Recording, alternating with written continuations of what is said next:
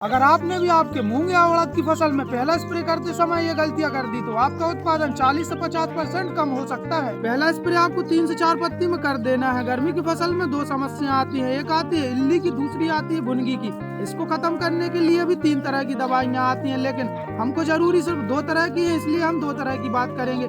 पहला होता है कॉन्टैक्ट इंसेक्टिसाइड, दूसरा होता है सिस्टमेटिक इंसेक्टिसाइड।